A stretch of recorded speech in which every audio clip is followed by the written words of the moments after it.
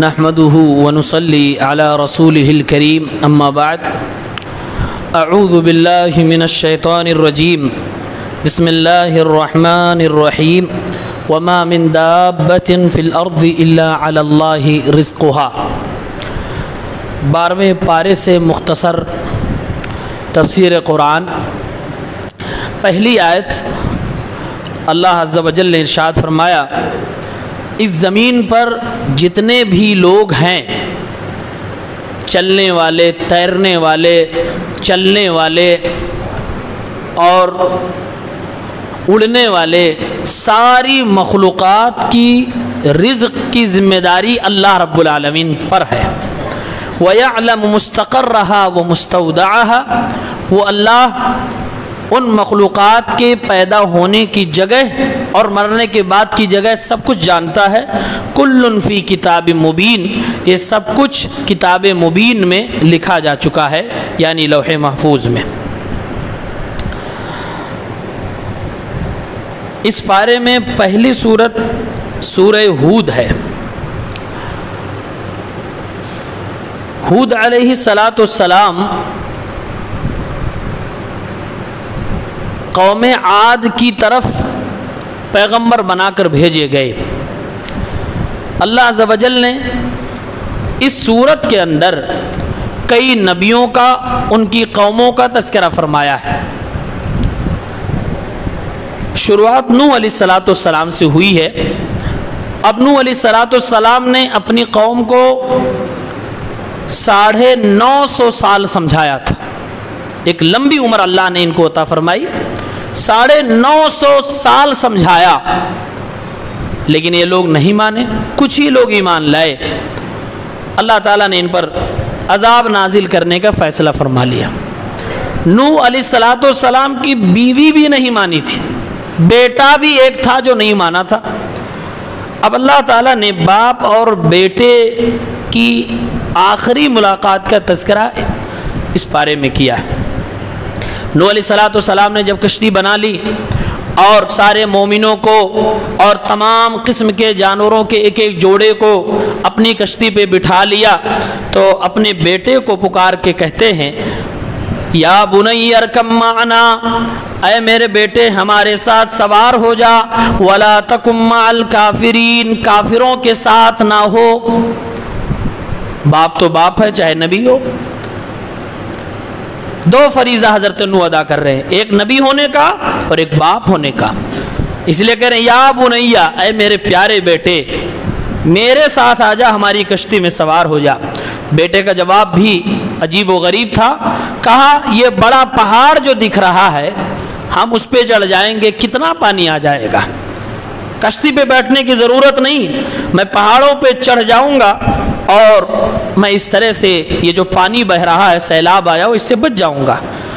نوح علیہ السلام نے کہا، لا عاصم اليوم من امر اللہ الا من رحم، آج اللہ رب العالمین کے عذاب سے کوئی بھی بچانے والا نہیں، اللہ جس پر رحم کھائے گا وہی صرف بچ پائے گا۔ یعنی جو کشتی میں سوار ہے انہی پر رحم و کرم کیا جائے گا، کوئی بچے گا نہیں بیٹا۔ وحال بینہم الموج فکان من المغرقین، باپ اور بیٹے کی یہی گفتگو چل رہی تھی کہ بیچ میں ایک تھپیڑا آیا اور بیٹا ڈوب گیا۔ نوح علیہ السلام کشتی میں سوار اپنے بیٹے کو مرتے ہوئے دیکھ رہے ہیں۔ باپ اور بیٹے کی جو گفتگو ہوئی، ایک میسج دینا چاہتا ہوں۔ یہ دین کا معاملہ تھا۔ نوح علیہ السلام کوئی دنیا کی بات بتا رہے تھے؟ جیسے نوح علیہ السلام نے کشتی خود بنائی، نوح علیہ السلام یہ نہیں کہہ رہے تھے بیٹا آؤ کشتی بنانا، کارپینٹرنگ کرنا ایک ہنر ہے، سیکھ لو آگے کام آئے گا، یہ سب تو نہیں کہہ رہے تھے۔ کیا کہا، بیٹا ہمارے ساتھ سوار ہو جاؤ، کافروں کے ساتھ نہ جاؤ، اللہ کا عذاب آ چکا، بچے گا کوئی نہیں۔ نوح علیہ السلام بیٹے کو سمجھا رہے ہیں، بیٹا اپنے باپ سے زیادہ اسمارٹ بن رہا ہے، کہہ رہا پہاڑ پہ چڑھ جاؤں گا، آپ کی کشتی پہ آنے کی ضرورت نہیں ہے۔ معلوم یہ ہوا کہ باپ اگر آپ کو دین کے معاملے میں سمجھا رہا ہے تو اسمارٹ بننے کی ضرورت نہیں، باپ کی بات سنیے۔ بس ایک شرط ہے. شرط کیا ہے؟ باپ حق پہ ہونا چاہیے. نوح علیہ السلام حق پہ تھے کہ نہیں؟ کوئی سوال؟ نبی تھے بھائی، کوئی شک ہی نہیں کہ یہ حق پہ تھے کہ نہیں. حق پہ تھے، نبی تھے. تو یہاں بیٹے کو اسمارٹ نہیں بننا تھا، یہاں بیٹے کو تابع داری فرض تھی دو حیثیت سے. ایک تو تمہارے باپ تھے، دوسرے یہ کہ وہ نبی بھی تھے. تو نبی کا درجہ باپ سے بڑا تھا، لہذا نبی ہونے کی حیثیت سے فرض تھا کہ اپنے باپ کی نبی کی بات مانتا، اور باپ ہونے کی حیثیت سے بھی اس کے اوپر فرض تھا کہ اپنے باپ کی بات مانتا. لیکن نہیں مانا، انجام کیا ہوا؟ ڈوب گیا. آج کے بھی نوجوان لڑکوں کو اگر باپ دیندار ہے اور وہ حق پرست ہے تو اپنے باپ کی پیروی کرنی چاہیے، زیادہ ہوشیار بننے کی کوشش نہیں کرنی چاہیے. دین تو دین ہے. دنیا کے معاملے میں بھی باپ کے تجربات سے نوجوانوں کو، اولاد کو فائدہ اٹھانا چاہیے. کبھی کبھار میں نے اپنی 30 سالہ زندگی میں یہ تجربہ کیا ہے. کئی بار ایسا ہوتا ہے تھوڑی سی جانکاری آپ کے پاس نہیں ہے، اس کے لیے آپ کو 10,000 10-5 دن خرچہ کرنا پڑ رہا. کیوں؟ آپ کے پاس جانکاری نہیں ہے، آپ کے پاس تجربہ نہیں ہے. اور یہی چیز باپ آپ کو دیتا ہے. جو آپ 10 دن 10,000 لگا کے پانے والے ہیں، وہ باپ آپ کو بتا دیتا بیٹا یہاں جا کر لائن لگانے کی کوئی ضرورت نہیں ہے، کچھ دن کے بعد جاؤ گے یہ چیز تمہیں مل جائے گی، ایسے جاؤ گے یہ کام ایسے کرو گے یہ کام ہو جائے گا. تو باپ کے تجربات سے بھی سیکھنا چاہیے. باپ دراصل ایک اولاد کے لیے ایکسپیریمنٹس کی بک ہوتا ہے، وہ کتاب ہے پوری تجربات کی. اور کم سے کم اپنے باپ سے، کم سے کم ہر باپ اپنے بیٹے سے 20 سال تو بڑا ہے، اس میں کوئی شک. 20 سال سے تو چھوٹا نہیں ہوتا. ہو سکتا ہے بہار کے علاقے میں 17-18 سال چھوٹا ہو کیونکہ جلدی شادی ہوتی. ہمارے ایریا میں تو کم سے کم 20 سال بڑا. مطلب یہ کہ ہم کتنے بھی اسمارٹ ہو جائیں، اگر باپ ہمارا ہوشیار ہے، پڑھا لکھا ہے، تو وہ ہم سے 20 سال زیادہ اسمارٹ ہے. تو اس سے سیکھنے کی ضرورت ہے. اب یہاں کچھ لوگ کہہ سکتے ہیں کہ بھائی ہم نے حق قبول کیا، اہل حدیث بن گئے، ہمارے باپ دادا ہمیں ڈانٹ رہے ہیں تو کیا کریں، باپ کی بات مان لیں. کیا سوال ہے؟ بات سمجھ میں آ رہی ہے؟ دلیل تو بن سکتی ہے. دیکھو نوح علیہ السلام کے بیٹے نے ان کی بات نہیں مانی، ہلاک ہو گیا، تو ہم اپنے باپ کی بات مانیں گے، کل سے یہاں تراویح نہیں پڑھیں گے، اپنے اپنے یہاں فٹ. بات سمجھ میں آ رہی ہے؟ ایسے لوگوں کو جواب دیجئے. قرآن پورا پڑھیے. قرآن میں اللہ تعالیٰ نے ابراہیم علیہ السلام کا بھی ذکر فرمایا ہے. ابراہیم علیہ السلام بیٹے ہیں اور باپ بت بنانے والا. ابراہیم آپ ایسے کی عبادت کیوں کرتے ہیں جو آپ کو نفع و نقصان نہیں پہنچا سکتا؟ وہاں بیٹا حق پہ ہے اور باپ گمراہی پہ ہے، اور یہاں باپ حق پہ ہے اور بیٹا گمراہی پہ ہے. اور اتفاق کی بات دیکھیے، دونوں جگہوں پہ جو حق پہ وہ نبی ہے. دونوں جگہوں پہ جو حق پہ ہے وہ نبی ہے. اللہ دونوں مثالیں دے رہا ہے. اسی لیے میں نے فرمایا کہ شرط کیا ہے کہ باپ حق پہ ہونا چاہیے. اسی طرح سے اگر بیٹا حق پہ ہو تو باپ کو بھی اپنے بیٹے کی بات مان لینی چاہیے. وہاں باپ گیری دکھانے کی ضرورت نہیں ہے، ورنہ ابراہیم علیہ السلام کے باپ جہنم میں جائیں گے. قرآن کا فیصلہ ہے. اللہ نے فرمایا فَلَمَّا تَبَيَّنَ لَهُ أَنَّهُ عَدُوٌّ لِلَّهِ، جب ابراہیم کو میں نے بتایا تمہارا باپ میرا دشمن ہے، تَبَرَّأَ مِنْهُ، ابراہیم علیہ السلام نے اپنے باپ سے بائیکاٹ کر لیا اور یہ جہنم میں جائیں گے. جبکہ ابراہیم علیہ السلام چاہتے تھے کہ قیامت کے دن میں عزت دار رہوں، اس معنی میں کہ میرا باپ جنت میں جائے. لیکن اللہ نے فرمایا ایمان نہیں قبول کیا ابراہیم، آپ کی آرزو قبول نہیں کی جائے گی، پوری نہ کی جائے گی. تو باپ اور بیٹا جو حق پہ ہو ایک دوسرے کی پیروی کرنی چاہیے. اس میں ایک چیز اللہ نے بیان فرمائی کہ یہ کشتی جا کر ٹھہری کہاں تھی؟ کہاں جا کے ٹھہری تھی؟ جودی پہاڑ پر. اس میں لکھا ہے وَاسْتَوَتْ عَلَى الْجُودِي، جودی پہاڑ پہ یہ کشتی جا کے ٹھہر گئی. مفسرین نے ذکر کیا ہے دنیا میں 3 پہاڑ ایسے ہیں جن کو نبیوں کی وجہ سے شہرت مل گئی ہے. ایک یہ نوح علیہ السلام کی کشتی جا کے یہاں پر رکی، قرآن میں آ گیا، فیمس ہو گیا. اور ایک موسیٰ علیہ السلام کے دور کا وہ پہاڑ طور سینا جہاں موسیٰ علیہ السلام گئے تھے. اور تیسرا پہاڑ کون؟ کوئی بتا سکتا ہے تیسرا پہاڑ کون؟ تیسرا پہاڑ احد. اس سے بھی بہتر کوئی اور؟ غار حرا. بھائی کس پہاڑ پہ ہے؟ غار حرا والا پہاڑ. میرے مصطفیٰ صلی اللہ علیہ وسلم کو نبوت وہاں سے ملی ہے. اور چوتھا میں ایڈ کر دیتا ہوں جو آپ لوگوں نے بتایا، احد پہاڑ. احد پہاڑ پر اللہ کے نبی تھے، ساتھ میں 3 لوگ اور تھے، ابو بکر صدیق، حضرت عمر، حضرت عثمان. اللہ کے نبی صلی اللہ علیہ وسلم احد پہاڑ کے اوپر چڑھے. احد پہاڑ ہلنے لگا. اللہ کے نبی صلی اللہ علیہ وسلم نے فرمایا احد خاموش ہو جاؤ، ٹھہر جاؤ. تمہارے اوپر ایک نبی ہے، ایک صدیق ہے، 2 شہید ہیں. یعنی میں ہوں، میرا دوست ابو بکر صدیق، اور میرے ساتھ عمر بھی ہیں، عثمان بھی ہیں. یعنی اللہ کے نبی صلی اللہ علیہ وسلم نے گویا خبر دے دی کہ عمر عثمان دونوں یہ اپنی طبعی موت نہیں مریں گے، ان کی شہادت ہوگی. تو احد پہاڑ کی یہ فضیلت ہے. تو یہ 4 پہاڑ دنیا کے اندر ہو گئے. چونکہ سورت کا نام سورہ ہود ہے، اس میں قوم ہود کا تذکرہ ہے، وہ آپ کے سامنے میں ذکر کرنا چاہتا ہوں. قوم ہود یعنی ہود علیہ السلام کی قوم کا نام کیا تھا؟ عاد. قوم عاد، ان کے پیغمبر کا نام حضرت ہود علیہ السلام. یہ قوم بہت طاقتور تھی، سپر پاور تھی. یہ اللہ نے فرمایا ارم ذات العماد التي لم يخلق مثلها في البلاد. یہ قوم اتنی طاقتور پیدا کی گئی، اس کی طرح اللہ تعالیٰ نے کسی کو بھی طاقت نہیں عطا فرمائی تھی. لم يخلق، ایسی قوم پیدا ہی نہیں کی گئی تھی، بڑی پاورفل. ہود علیہ السلام ان کے پاس نبی بن کے آئے. اب اللہ تعالیٰ ان کے بارے میں بتا رہا، آپ کے سامنے میں ترجمہ کر رہا ہوں. وَإِلَىٰ عَادٍ أَخَاهُمْ هُودًا. قوم عاد کے پاس ان کے بھائی ہود علیہ السلام آئے. سنائی دیا کچھ کان میں کھٹکا؟ قوم کے پاس ان کے بھائی ہود آئے.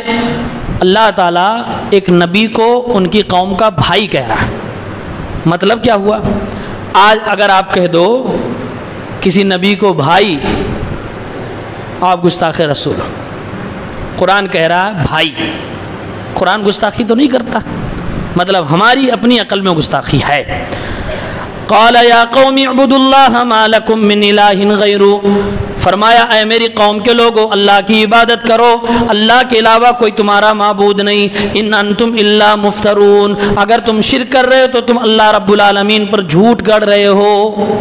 اے میری قوم کے لوگو، میں تم سے کسی طرح کا اجر کا مطالبہ نہیں کرتا. میرا اجر تو اس اللہ کے حوالے ہے جس نے مجھے پیدا کیا. کیا تمہیں سمجھ نہیں آتی؟ وَيَا قَوْمِ اسْتَغْفِرُوا رَبَّكُمْ. اے میری قوم کے لوگو، تم اپنے اللہ سے مغفرت طلب کرو. ثُمَّ تُوبُوا إِلَيْهِ، اور اس سے توبہ کرو. يُرْسِلِ السَّمَاءَ عَلَيْكُمْ مِدْرَارًا، وہ آسمانوں سے موسلا دار بارش نازل فرمائے گا. وَيَزِدْكُمْ قُوَّةً إِلَىٰ قُوَّتِكُمْ، اور تمہیں اگر طاقت دے رکھا تھا اور مزید طاقتور بنا دے گا. اگر تم پاورفل ہو تو سپر پاور بنا دے گا. ایک شخص نے ابھی 2-3 دن پہلے راجستھان کے کسی ایریے سے مجھے فون کیا، دوپہر میں قریب 10 بجے کے، اور کہہ رہا شیخ السلام علیکم. میں نے کہا وعلیکم السلام ورحمۃ اللہ وبرکاتہ. نے کہا کہ میں اپنے کھیت میں ہوں اور میں اپنے کھیت میں پانی چلانے کے لیے بورنگ کروا رہا ہوں. روزے سے ہوں، بورنگ کروا رہا ہوں. 1000 فٹ نیچے تک چلا گیا، پانی نہیں نکل رہا ہے. اب اس کے بعد کہہ کر رونے لگا، بے تحاشا رو رہا تھا بیچارہ. کہہ رہا شیخ کوئی وظیفہ، کوئی دعا بتائیے. دھوپ میں کھیت کے لیے، اناج کے لیے پریشان ہوں. 1000 فٹ تک مشین پہنچ چکی ہے لیکن پانی نہیں نکل رہا، کوئی دعا بتا دیجئے. فوراً میرے دماغ میں ایک آیت قرآن کریم کی جو سورہ نوح میں ہے آئی. اس میں بھی اللہ تعالیٰ نے یہی کہا ہے کہ اے میرے بندو استغفار کرو، آسمان سے بارش نازل ہو جائے گی. روزی روٹی اور زندگی کی کوئی بھی مصیبت ہو، استغفار اس کا علاج ہے، اور خاص طور سے بارش کے لیے تو علاج ہے. اللہ نے وہی بات یہاں پہ بھی فرمائی، استغفار کرو. یرسل السماء علیکم مدرارا، موسلا دھار بارش اللہ آسمان سے تمہارے اوپر برسائے گا اور پھر تمہیں طاقت پہ طاقت عطا فرمائے گا.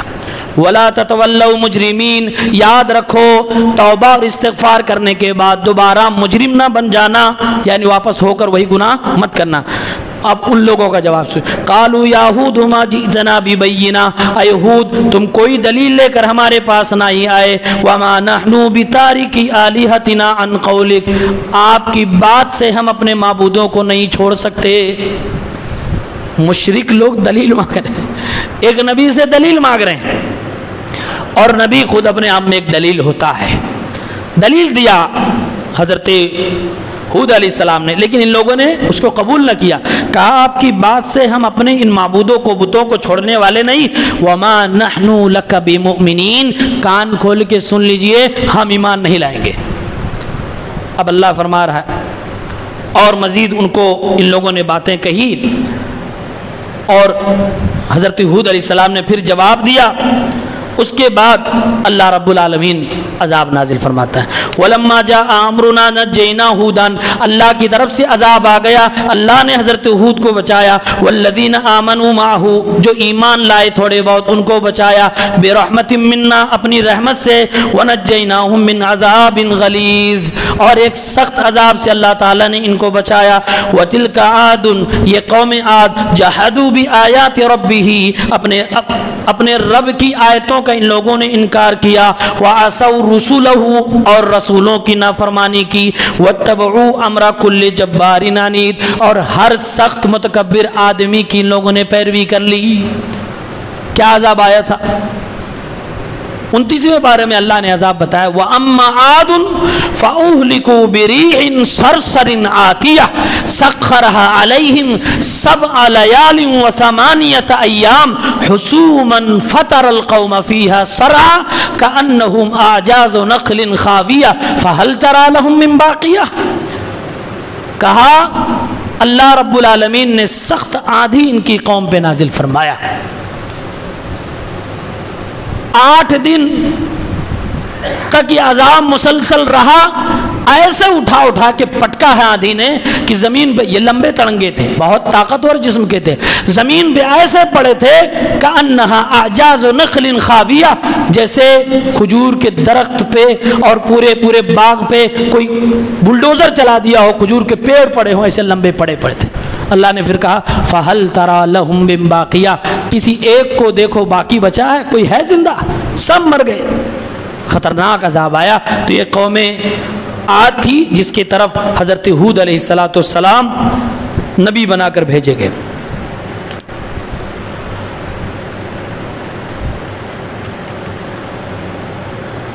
اور بھی نبیوں کا تذکرہ ہے، حضرت شعیب کا ہے، حضرت صالح کا ہے۔ ایک چیز اور جاننے کی ہے، یہ لوگ مانتے تو تھے نہیں، پلس میں نبی کو کہتے کیا تھے؟ آج کے دور سے اگر ریلیٹ کروں تو بہت سمجھنے کی بات۔ نوح علیہ السلام کی قوم نے حضرت نوح کو کہا اِنَّا لَنَرَاكَ فِي ضَلَالٍ مُبِينٍ، اے نوح تم ہمیں سمجھا رہے ہو، سمجھاتے 950 برس ہو گئے، لیکن ہمارا موقف سنو، ہم لوگ تو تمہیں واضح گمراہی میں سمجھتے ہیں، الٹے کرے تمہیں خود گمراہ۔ اور یہ قوم عاد کے لوگ حضرت ہود علیہ السلام کو کہتے ہیں اِنَّا لَنَرَاكَ فِي صَفَاحَةٍ وَإِنَّا لَنَظُنُّكَ مِنَ الْكَاذِبِينَ، اے عاد ہمیں نہ سمجھاؤ، ہم تو تمہارے اندر بے وقوفی پاتے ہیں اور ہمیں لگتا کہ تم جھوٹ بھی بول رہے ہو۔ جواب تو سنو، نبی کو اگلا کہہ رہا گمراہ ہو، یہ کہہ رہے ہیں تم بے وقوف ہو اور جھوٹے بھی ہو۔ صالح علیہ السلام کی قوم جس میں اونٹنی آئی تھی، قوم کے لوگوں نے ذبح کر دیا تھا، وہ سب کے سب جب عذاب میں چلے گئے تو صالح علیہ السلام ان قوم کے پاس گئے اور کہا لَقَدْ أَبْلَغْتُكُمْ رِسَالَةَ رَبِّي، میں نے اللہ کا پیغام تمہارے پاس پہنچا دیا، وَنَصَحْتُ لَكُمْ، اور تمہیں خوب نصیحت کی، سمجھایا، لیکن تمہارا عیب کیا تھا؟ وَلَكِنْ لَا تُحِبُّونَ النَّاصِحِينَ، تم کبھی نصیحت کرنے والے کو پسند کرتے ہو۔ 3 باتیں 3 قوموں سے معلوم ہوئی۔ نمبر 1، اگر کسی قوم کے لوگ، کسی سماج، کسی گاؤں، کسی شہر کے لوگ حق پرست عالم دین کو جو قرآن و سنت صحابہ کے منہج کو پیش کرے، اسی کو کہنے لگے یہ گمراہ ہیں، سمجھو نوح علیہ السلام کی وہ قوم جو تباہ ہو گئی اس کی سنت پہ ہیں۔ اگر کسی قوم کے لوگ حق پرست عالم دین کو کہنے لگے تم بیوقوف ہو اور تم جھوٹے ہو، تو سمجھ لیجئے وہ قوم عاد کے لوگ کی سنت پہ چل رہے ہیں۔ اور اگر کوئی اپنے ہی عالم سے نفرت کرنے لگے، محبت نہ کر پائے، نفرت کرنے لگے، جو نصیحت کر رہا ہے اسی سے منہ چرا کے بھاگنے لگے، تو گویا کہ وہ اونٹنی ذبح کرنے والے جو اللہ کی نافرمانی میں اللہ کی معجزہ والی اونٹنی کو ذبح کر دیے، عذاب آیا، ان لوگوں کی سنت پہ چل رہے ہیں۔ آج ہم میں بہت سارے لوگ ہیں، میں ایک عالم دین ہوں اس لیے یہ بات کہتا ہوں تو بات ذرا جچتی نہیں ہے، کیونکہ لوگ الگ معنی لیتے ہیں کہ اپنے سے محبت کی بات کر رہے ہیں۔ نہیں، محبت علم سے آپ کریے، محبت آپ قرآن سے کریے، محبت آپ نبی کی سنت سے کریے، محبت آپ صحابہ کے طور طریقے سے کریے، صحابہ سے کریے، اور یہ چیزیں آپ کو جہاں مل جائے اس سے آپ محبت کریے۔ اگر آپ کو اپنے گھر میں مل رہی وہاں کریے، اپنے پڑوس میں مل رہی وہاں کریے، اگر آپ کو یہ آپ کے مسجد کے امام میں مل رہی وہاں کریے، مؤذن میں مل رہی وہاں کریے، جہاں آپ کو مل جائے محبت کریے۔ صالح علیہ السلام فرما رہے ہیں وَلَٰكِن لَا تُحِبُّونَ النَّاصِحِينَ، آپ نصیحت کرنے والوں کو پسند نہیں کرتے۔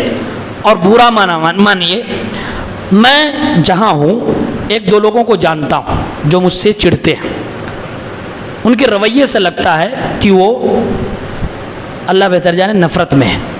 میں نے دیکھا ہے کبھی وہ میرے درس میں نہیں بیٹھتے، کبھی درس میں نہیں نظر آتے۔ کیوں؟ کیونکہ میں ان کو برا لگ رہا ہوں، اس لیے قرآن بھی ان کو برا لگ رہا ہے، درس سے بھی ان کو چڑ ہو رہی ہے۔ سچ فرمایا حضرت صالح نے، وَنَصَحْتُ لَكُمْ، نصیحت تمہیں کر رہا ہوں، وَلَٰكِن لَا تُحِبُّونَ النَّاصِحِينَ، تم نصیحت کرنے والوں کو پسند نہیں کرتے ہو۔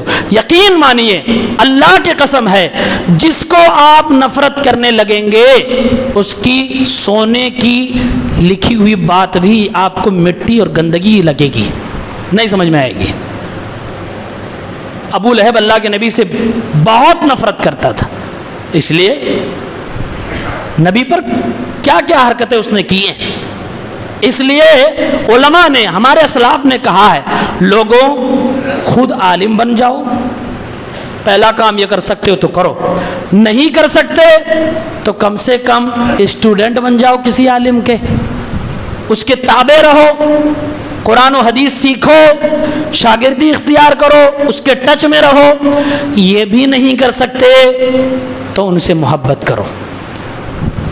چوتھا کوئی بھی دروازہ نہیں ہے، چوتھے کے بعد بربادی ہے، چوتھے کے بعد بربادی ہے۔ اور میں بربادی یہ نہیں کر رہا ہوں کہ امام صاحب بددعا دے دیں گے، عالم بددعا دے دیں گے، نہیں، بربادی یہ ہے کہ نقصان آپ کا اپنا ہے، آپ قرآن و حدیث سے دور ہو جاؤ گے۔ یا تو سیکھ جاؤ، خود عالم بن جاؤ، یا تو شاگرد بن جاؤ کسی کے۔ تو یہ قرآن کریم ہمیں سکھاتا ہے۔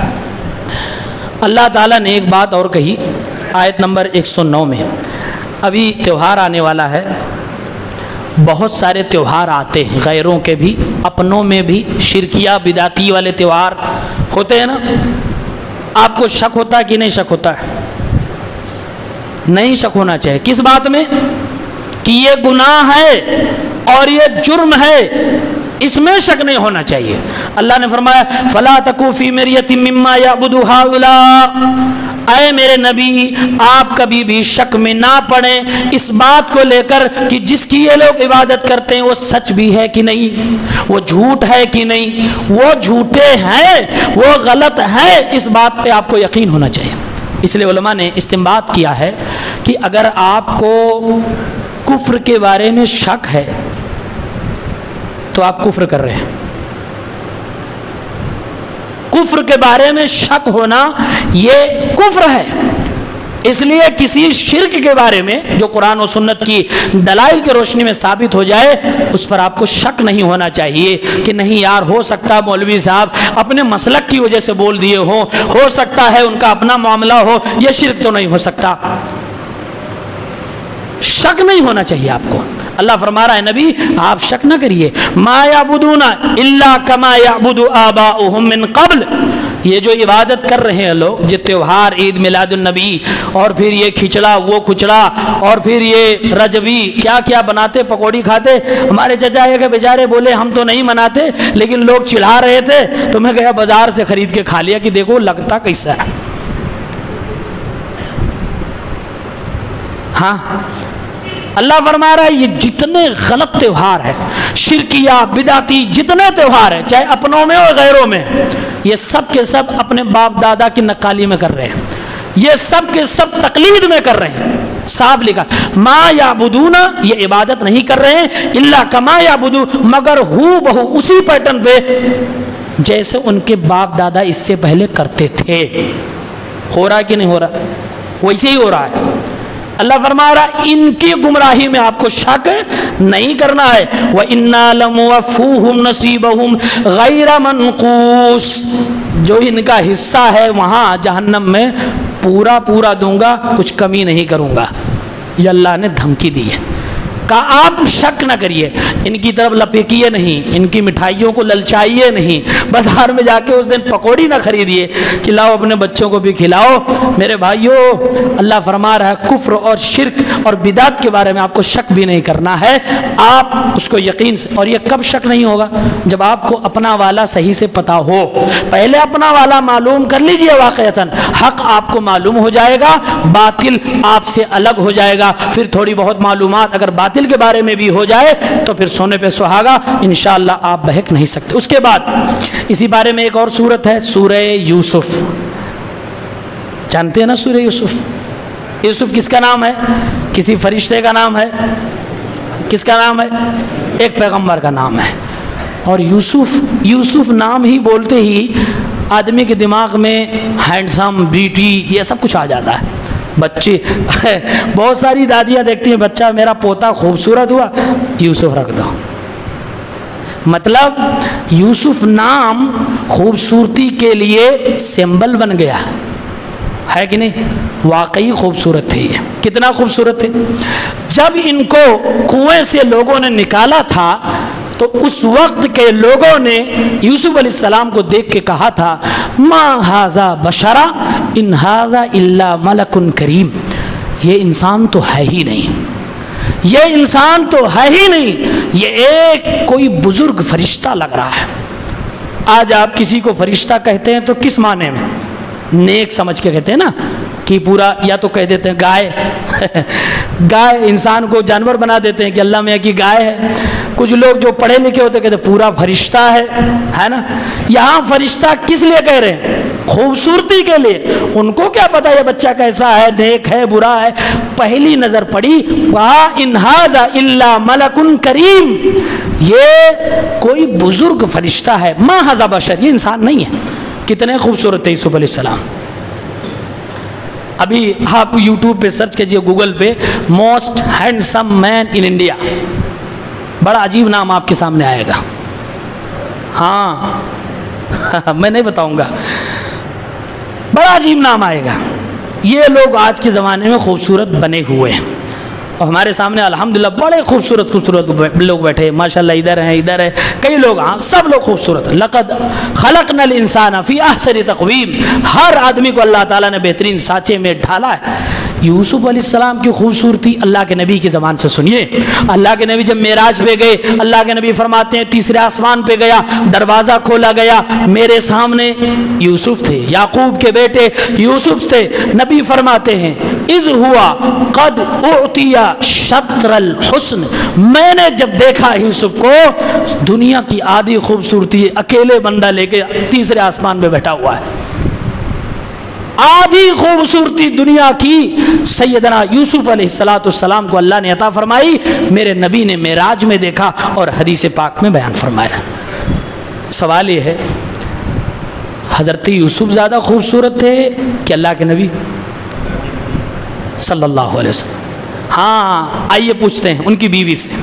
حضرت عائشہ کہتی ہیں یہ جو سورج نکل رہا ہے یہ سورج دنیا کا سورج ہے، میرا سورج جب نکلتا ہے تو میرے گھر کے اندھیروں میں اجالا، رات میں اجالا ہو جاتا ہے، یہ میرا سورج۔ کس کو کہا؟ اللہ کے نبی صلی اللہ علیہ وسلم کو کہا۔ ایک بیوی اپنے شوہر کی حسن کو، واقعی میرے نبی حسن کے پورے بادشاہ تھے، پوری کائنات میں ان سے زیادہ خوبصورت کوئی پیدا نہیں ہوا ہے۔ صحابی کہتے ہیں میں چاند دیکھ رہا تھا، میرے نبی ایک لال چادر اوڑھ کے صحن میں لیٹے تھے اور چاندنی رات تھی، میں آ کر دیکھ رہا ہوں نبی کے اچھا آدمی سویا ہوا زیادہ خوبصورت لگتا ہے نا، سویا ہوا آدمی زیادہ خوبصورت لگتا ہے۔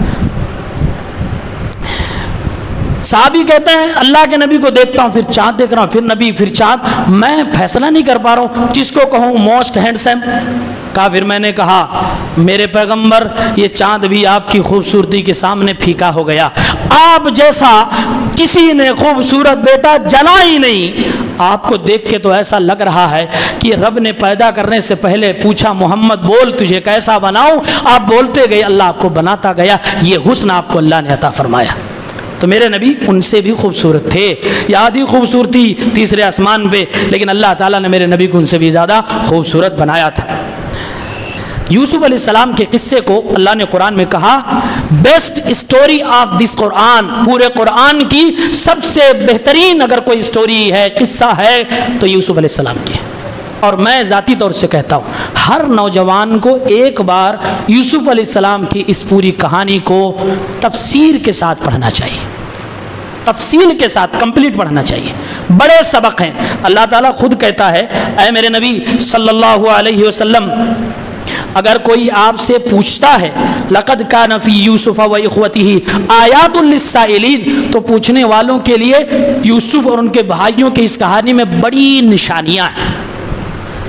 اگر میں یوسف علیہ السلام کے قصے کو تفصیل سے بیان کروں تو آج کے بعد سے لے کے 27 رمضان تک ختم ہو جائے گا۔ علماء نے موٹی موٹی کتاب صرف اسی ایک قصے پر لکھی، کیوں؟ بیسٹ اسٹوری ہے بھائی۔ استنباط میں دو باتیں آپ کو عرض کر رہا ہوں اس پارے سے۔ اللہ تعالیٰ نے فرمایا کہ یوسف علیہ السلام کے بھائیوں نے یوسف علیہ السلام سے حسد کر لیا۔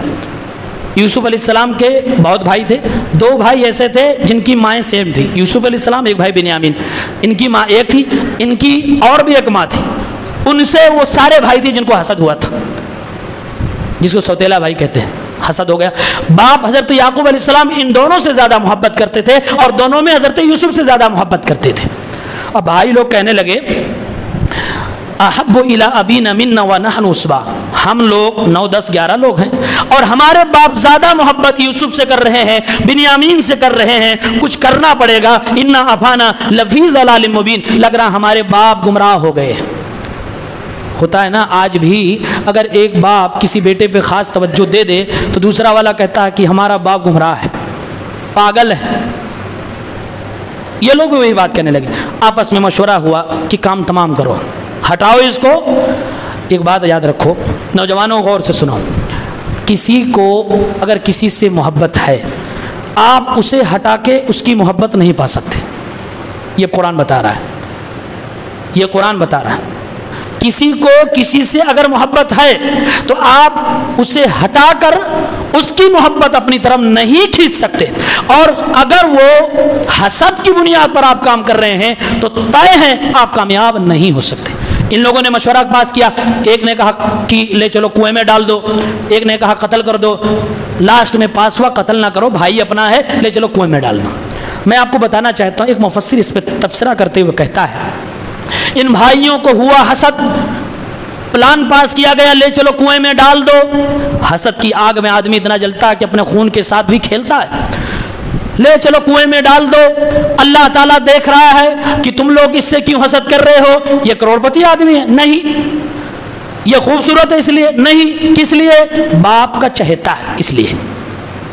اللہ تعالیٰ کو یہ بات پسند نہیں آئی کہ کوئی حسد کرنے والا کسی انسان کو حسد کی بنیاد پر تباہ کرنا چاہے، برباد کرنا چاہے، اللہ کو یہ بات قطعاً پسند نہیں ہے۔ اس لیے اللہ تعالیٰ نے کیا ان لوگوں کے ساتھ کیا آپ سب جانتے، کیا کیا اللہ تعالیٰ نے؟ یہ ان بھائیوں نے لے جا کر یوسف علیہ السلام کو کنویں میں ڈالا، کنواں خوب گہرا، اللہ تعالیٰ نے یوسف علیہ السلام کو جب اس کنویں سے نکالا اور پھر اللہ تعالیٰ نے آخر میں یوسف علیہ السلام کو تخت پہ بٹھایا اور انہی 11 لوگوں کو یوسف علیہ السلام کے سامنے سجدے میں گرا دیا۔ کیوں کیا بھائی؟ اللہ کو یہ پسند نہیں ہے کہ کوئی حسد کرنے والا انسان اپنے سامنے والوں کو ہلاک کرے اور میں اس کو ہونے دوں۔ اللہ کہتا ہے نہیں ہونے دوں گا، اللہ الٹا کر دیتا ہے۔ یوسف علیہ السلام کو کنویں میں ڈالا، رب نے نکالا، تخت پہ بٹھایا، یہ 11 کے 11 آئے سجدے میں سامنے گرے۔ سجدے تعظیمی اس زمانے میں جائز تھا، آج حرام ہے۔ اور دوسری بات دیکھیے، ایک مفسر نے کہا ہے الحسود لا یسود، یہ عربی جملہ یاد کر لیجئے، الحسود لا یسود، حسد کرنے والا انسان کبھی بھی لیڈر نہیں بن سکتا۔ کہ یہ 11 لوگ حسد کر رہے تھے، خزانے کا منسٹر بنایا کسے اللہ نے؟ یوسف علیہ السلام۔ 11 کے 11 مانگنے کے لیے تو راضب کھڑے کہ دے دو اناج، کھانے کے لیے نہیں۔ کہا کیوں؟ کہا اس لیے حسد کرنے والا انسان کبھی بھی نہ لیڈر بن سکتا ہے، نہ رہنما بن سکتا ہے، نہ ترقی کر سکتا ہے، وہ تو اسی میں جلتا رہتا ہے۔ اور سب سے لمبی جلن ایک انسان کو اگر کوئی ہو سکتی ہے تو گیس کی نہیں، حسد کی جلن ہے۔ وہ ختم نہیں ہوگی جب تک وہ آدمی مر نہ جائے۔ مرنے کے بعد بھی لوگ حسد کرتے ہیں، ارے یار اچھی موت مر گیا، اس کے بچے کامیاب ہو گئے، دیکھو اس کا لگایا ہوا پیڑ پھل پھول رہا ہے، اس کا بنایا ہوا یہ کام چل، تب بھی لوگ حسد میں پڑے رہتے ہیں۔ تو یہ مفسر کہتا ہے سب سے لمبی جلن اگر کسی انسان کو کسی چیز سے ہو سکتی ہے تو حسد ہے۔ اس سے سبق ملا پورے واقعے سے، میرے بھائیوں اللہ نے جو آپ کو دے رکھا ہے یا تو اس پہ راضی ہو جاؤ، کسی کو دیکھ کے حسد نہ کرو، محنت کرو۔ برابری کرنا ہے تو محنت کرو، حسد نہیں۔ ترقی کرو، کماؤ، پڑھو، لکھو اور آگے بڑھو، یہ طریقہ ہے۔ حسد کر کے آپ کو کیا ملے گا؟ اللہ نے اس کی قسمت میں لکھا، آپ کے نہیں لکھا، حسد کر کے اس کو مار سکتے ہو، اس سے زیادہ کچھ آپ کو مل جائے یہ کوئی گارنٹی نہیں ہے۔ اللہ تعالیٰ ہم سب کو نیک عمل کی توفیق دے، آمین۔ السلام علیکم۔